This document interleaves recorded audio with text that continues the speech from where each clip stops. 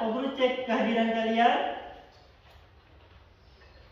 Angelin, Alfa, Beatrix, Neti, Alfa, Joni, Hadir. Pembelajaran kita tentang isi struktur dan kaidah kebahasan teks ceramah. Kalian pernah mendengarkan ceramah? Pernah kan belum? Belum. Aduh, kasihan sekali kalau belum. Yang pernah tadi siapa? Angkat tangan coba. Ya, kamu dengar ceramah di mana? Di gereja. Isinya tentang apa? Isinya tentang pembahasan Alkitab. Oke, yang lain ada? Ya. Apa? Oh, jadi tujuan pembelajaran kita ada 3. Yang pertama, kalian melalui kelompok bertiga ini, kalian mampu menemukan isi ceramah secara lengkap. Jadi kalian bisa tahu itu isi ceramahnya apa. Yang kedua, kalian menemukan struktur ceramah. Jadi strukturnya apa saja bagiannya. Jadi kan ceramah itu ada pembukaan, ada isi, ada penutup. Nah, nanti kalian tahu yang mana pembukaannya, mana isinya, mana penutupnya. Dan yang terakhir, kalian mampu menemukan kaidah kebahasaannya. Jadi kalian tahu ceramah itu menggunakan bahasa-bahasa seperti apa. Jadi, ceramah itu pemberitahuan atau himbauan atau ajakan yang disampaikan di depan orang banyak. Ya, disampaikan di depan orang banyak. Yang menyampaikan itu orang yang pakar atau orang yang ahli di bidangnya. Disampaikan melalui secara langsung atau melalui media elektronik. Selanjutnya coba di sini kita lihat. Nah, ini ada struktur teks ceramah. Struktur teks ceramah di sini ada 3. Yang pertama pendahuluan, yang kedua isi, yang ketiga adalah penutup. Oke, kita lihat yang pertama. Pendahuluan berupa pengenalan isu maupun pandangan pembicara tentang topik yang akan dibahasnya. Nah, yang kedua ide, B-nya isi, berupa argumen pembicara yang berkaitan dengan pendahuluan atau tesis. Bagian ini dikemukakan pula sejumlah fakta yang memperkuat argumen pembicara. Oke, yang terakhir penutup. Penutup itu berupa penegasan kembali atas pernyataan sebelumnya. Bisa berupa simpulan, ada uraian sebelumnya, permintaan maaf, apabila salah kata, dan lain-lain. Jadi setelah isinya ada penutupnya. Ciri-cirinya itu tadi. Misalnya ada kata demikian dari Bapak, apabila ada kata-kata yang salah, mohon dimaafkan.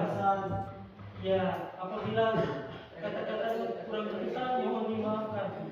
Teks ceramah memiliki kaidah kebahasaan atau aturan bahasa yang digunakan. Di sini kita lihat yang pertama menggunakan kata ganti orang pertama tunggal dan kata ganti orang kedua jamak sebagai sapaan. Kedua, menggunakan kata-kata teknis. Kata teknis berkenaan dengan topik yang dibahas. Jadi kata teknis yang muncul dalam ceramah itu dia berkaitan dengan topik ceramahnya, tentang pembahasan ceramahnya juga. Paham ya? Tentang kata teknis. Selanjutnya, menggunakan kata-kata yang menunjukkan hubungan sebab akibat. Oke, selanjutnya menggunakan kata kerja mental. Kata kerja mental yang berhubungan dengan perasaan. Di sini misalnya katanya memperhatikan, mengagumkan, menduga, dan lain-lain. Yang terakhir menggunakan kata persuasif atau kata yang bersifat ajakan. Di sini katanya contohnya hendaklah sebaiknya. Kalau ada yang tidak dimengerti bisa tanya ke guru ya. Siap Pak Guru. Oke.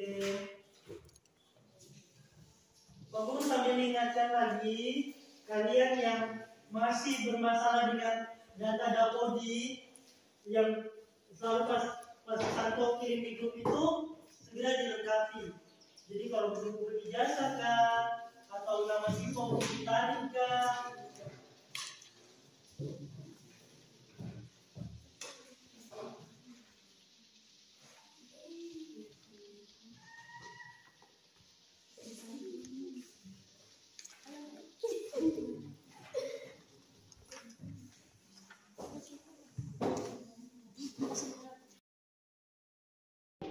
Ya baik, terima kasih atas kesempatan yang diberikan. Kami kelompok 1 tidak mau lagi kami lanjut saja pendahuluan paragraf 1 penjelasan kesatuan bahasa yang dipakai masyarakat sekarang nanti menurut banding sama dulu. Terima kasih, waktu kembali. Jadi pendahuluan itu di paragraf berapa? 1. Oke, isinya apa tadi? Tentang kesatuan bahasa yang dipakai. Kesantunan. Kesantunan bahasa yang dipakai masyarakat semakin menurut. Ya. Jadi kelompok 1 mengatakan paragraf pendahuluan ada di paragraf 1. Setuju? Setuju.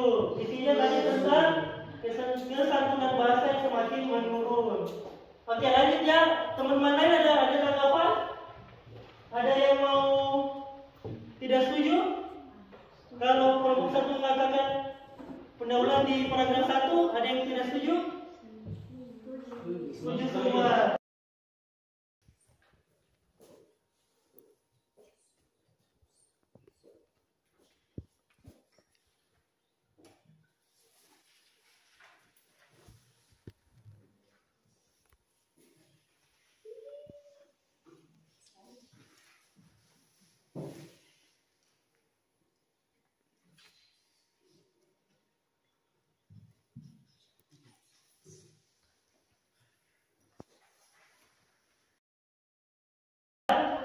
Kita simpulkan pelajaran hari ini. Kita belajar tentang apa hari ini? Teks ceramah. Apa itu teks ceramah? Penyampaian informasi ya. Ya. Penyampaian informasi yang dilakukan oleh siapa? Ahli di media sosial. Di tempat terhadap Ahli pendidikan agama. gereja terus terhadap Orang banyak. Lanjut.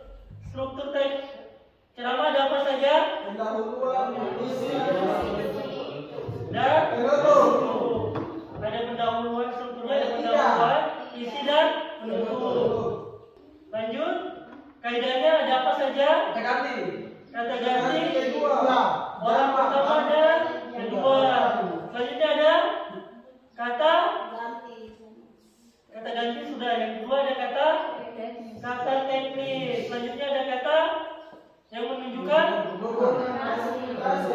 argumentasi sebab akibat. Selanjutnya ada menggunakan kata kerja. Yang terakhir menggunakan kata kerja persuasi. Oke, jadi kita sudah sama-sama simpulkan tadi tentang struktur dan teks dan kaidah kebahasan teks ceramah. Jadi harapan Pak Guru, kalian sampai di rumah bisa menyusun itu teks ceramah. Jadi kalau kalian disuruh ceramah kah, disuruh berbicara di depan umum sudah tahu caranya. Gitu ya? Ya. Bagaimana pembelajaran hari ini menyenangkan? Sangat menyenangkan. Kenapa? Kenapa sangat menyenangkan? Dan asik. Kenapa asik? Gembira. Ya. Pak Guru juga senang. Ya. Kalau menurut Pak Guru senang kalian aktif, kalian mengerjakan dengan serius. Tapi Pak Guru perhatikan ada 2 teman kalian yang izin tidak kembali. Jadi Pak Guru harap itu contoh yang tidak baik. Jangan ditiru ya. Jangan ditiru. Bagaimana?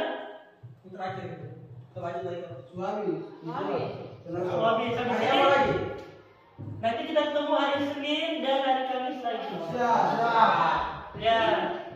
Dengan tempat yang sama di sini. Sekarang kalian boleh istirahat 10 menit. Selanjutnya mata pelajaran berikutnya ada Martin kalau tidak salah biologi ya. Ya. Terima kasih anak-anak. Sampai jumpa hari Senin.